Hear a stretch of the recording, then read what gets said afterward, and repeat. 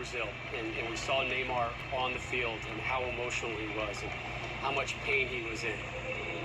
He's going to remember this moment. Yeah. And this is all, that moment for this team is going to be channeled and utilized in the fall. Feel it. Let it sink in. Let it hurt. You know, Ali, you talked about suffering. All right, this is suffering, and there is a World Cup that's around the corner.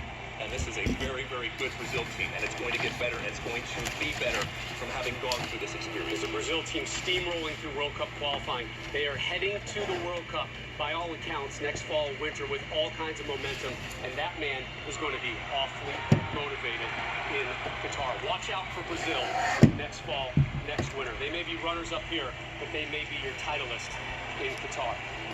Brazil getting their runner-up medals, which means Argentina waiting for that next celebration. Lionel Messi saying the other day, what I want most is to win another title. Excuse me. What Lionel Messi said the other day was, what I want most is to win a title with the national team. His opportunity is about to happen. John Strong, Stu Holden. You know, Rob, we are fans of the sport, but you can't help but at times feel like the sport is oversaturated, right? I mean, month after month, every single week, it's another must-see clash, another crucial game, another tour, another tournament, another trophy. And yet to see the emotion, the contrasting emotion of Lionel Messi and of Neymar, playing for their countries, knowing that you don't just get to do this again next year. It's worked hard to get back to even to be in this sort of position again. For a tournament that a lot of people fairly, I think, wondered whether should even take place. Yeah. This is an incredible statement of the power of this sport, the power of international soccer, and really for two men who have accomplished everything, what this particular game tonight meant to them. Football wins. The sport wins. All of us win getting to witness what has taken place over the past month. And the narrative coming in was, could Lionel Messi win that trophy with Argentina? And what these players have been through, what the coaches have been through, playing in front of no fans, being confined to hotels, all they were thinking about is this moment. And I can tell you, when that trophy is lifted, it'll all be worth it. And it is, the sacrifices that you make. And it just goosebumps watching the entire celebrations, all these scenes on the field, just pure joy, especially from the Argentina side. And the role that Angel Di Maria will hold in this, the game-winning goal that he scored, the goal that Argentina couldn't get from other players in past finals, even to get the Maradona.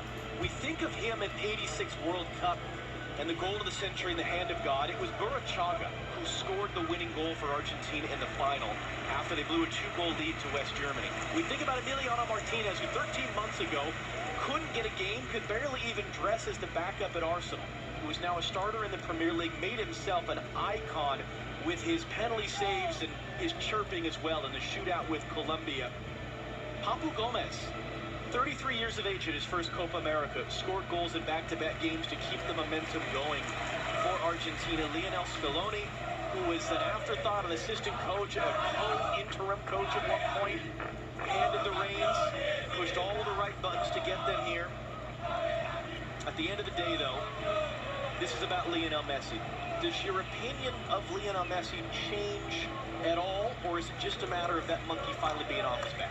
I didn't need it, but I can tell you many people did in that argument. And also, you could tell by his comments leading up to it, seeing Lionel Messi and the penalties against Colombia and the intensity that he had, scissor kick, slide tackling throughout this game, doing what it takes because he needed this. And I think he wanted this more than anything. And to see him about to lift that trophy, you will see tears of joy, of passion, and just years and years of waiting and building for this moment that he's going to get that great release. The weight of the shirt, the number 10 in the Albiceleste, the stripes of white and sky blue. This tournament began with the images of the late Diego Maradona in computer animation in the opening ceremony before the opening match of this Copa America. It ends with the real-life vision of that man, Lionel Messi, 34 years of age, from Rosario, Argentina, who has done everything you can possibly do as a professional soccer player. And the last thing left to be done has been accomplished at the Maracanã in Rio de Janeiro.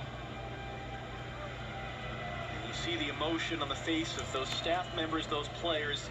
What it means for them, yes, but what it means for him most of all. Alejandro Dominguez, president of CONMEBOL, will hand him a trophy that represents more than 100 years of South American soccer history. And for the first time in 28 of those years, it is going to Argentina that have won the Copa America.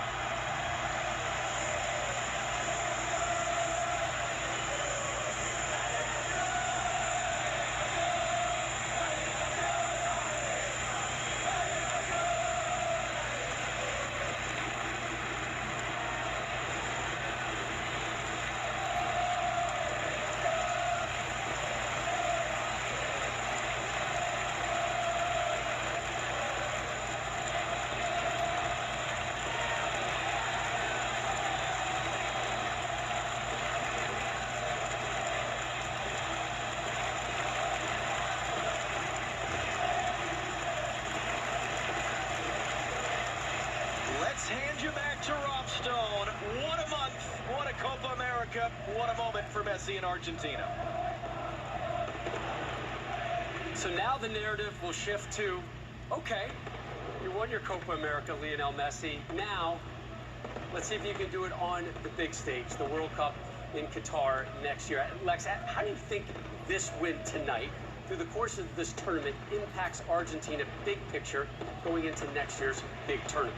Well, I mean, from a Messi perspective, I actually think it motivates him because I think it relieves that pressure. And a Messi that is joyful, as we've seen, but now is relieved of that pressure, look out, because he still has plenty to give. From a team perspective, we've said, whether it's Brazil or this Argentina team, this entire pathway and all of the suffering, all the good and bad that has gone through, and ultimately coming out on top, that is huge for any type of team in terms of the development. And a team that is still coming together. The lack of dysfunction, the lack of drama, the adherence to discipline, individually and collectively from this team, which we haven't always seen in the past. I think that's translated into a better Argentina team that I think is going to get better as they go through qualifying. And I think we're going to see a better team ultimately next November and December in Qatar for that World Cup.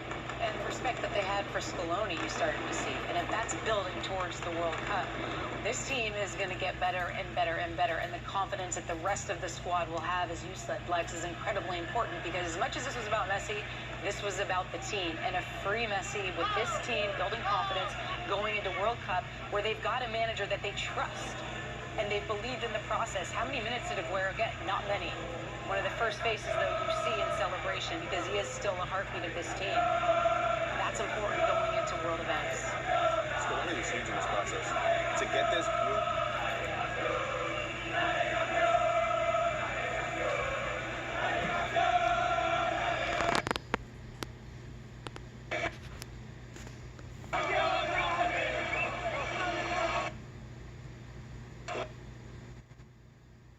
was huge in this process to get this group bought in to what he wanted to do with this group. This man became a leader throughout the course of this tournament, a true leader in every facet of the word. Just as long to watch this moment. As a fan of Messi, to see him probably have this moment.